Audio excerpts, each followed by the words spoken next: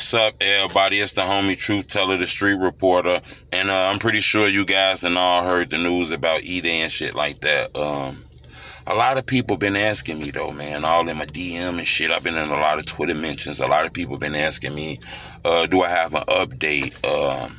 Yeah, I got an update, but it's probably something you might have heard right now, because a lot of the news is not really being reported right now because it happened, it was fresh, and then it ended up happening on the weekend and shit like that.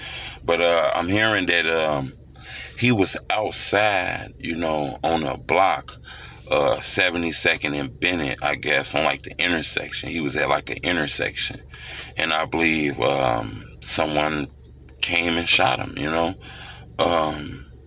I'm hearing he was shot multiple times, like in the chest, back area. I was told he was able to fight a little bit for his life, but he ended up losing it. He wasn't able to win the fight at the University Medical Center in Chicago. I actually went to that place, if you guys remember. I went to the medical center to show you that a lot of rappers who died go to that place. A lot of rappers who lost their life end up going to the medical center, and it's alarming that Edai went there. You could probably see that video on my YouTube channel at the medical center. I'm not gonna lie, it's things about this that alarm me. I do a lot of breakdowns and shit like that, and I always say in them, if you live in a certain life and you out here on some street shit and you gorilla, you Goliath, and even if you not, even if you simulating because, hey, that's the way it is, but you dissing dead rappers and smoking ops and shit like that, right? And I'm not saying, not to put nothing bad on nobody, because there's a lot of rappers doing this shit. Sometimes they do it because people do it to them, so they gotta respond back. I understand that. I'm just saying, it's no reason for you to be outside that late at night. On a Saturday at midnight, which is like a Sunday, but at a Saturday at 12 o'clock midnight, it's no reason for a nigga who hot like that. Edai's like one of the founding fathers of the drill culture. I know Pac-Man, Dro, Keith, I understand that. But I'm just saying he was there too.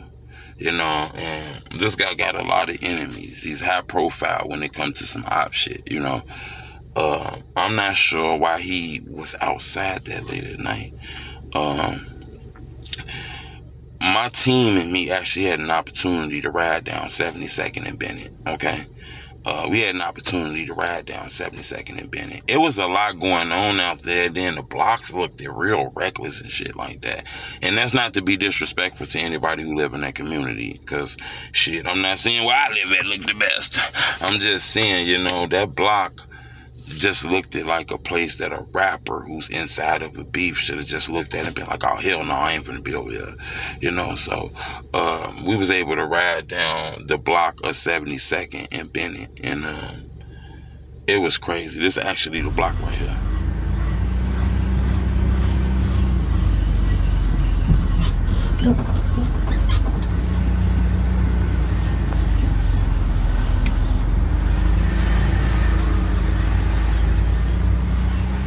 As you can see, it looks crazy, to be honest with you, but, I understand there's a lot of good people that live over here and live on this block and live in this community, We can't let something like that kind of like blemish everybody who's still over here, because it's hardworking people over here. Everybody ain't with that drilling shit over here. But I'm just saying, I think it's crazy that Edai was out here 12 o'clock late at night. I would think on the weekend, and I would think he should have been protected. If he wasn't protected, that's why I kind of feel like this was maybe a personal dispute, or something that just sounds a little weird. But I can be wrong, because the ops be out here like damn it, Mission Impossible now, But I'm just saying, it just sounds a little crazy. But it's official, Chicago rapper, legend, Edai lost his life due to gun violence, man, in the city of Chicago. I'm sure a lot of people ain't see this coming, man. But then again, the life that he lived and some of the raps he talked about, it ain't too far-fetched that this could have happened. But this is very sad, man, because I do think he was overlooked. I think he was overlooked. And I think, the shit that happened with C-Day and Rondo and his beef and shit, like with Tay 600, kind of put a blemish on him. But it's fucked up that a lot of people got to give you flowers when you out this shit, man. You know, it's fucked up. You got to check out this shit to be loved, but man, rest in peace to the homie. Rest in peace. You know, condolences to your family, man. Condolences to your kids. Anything like that, man. It's crazy. Subscribe to my YouTube channel. It's the homie Truth Teller, the Street Boy.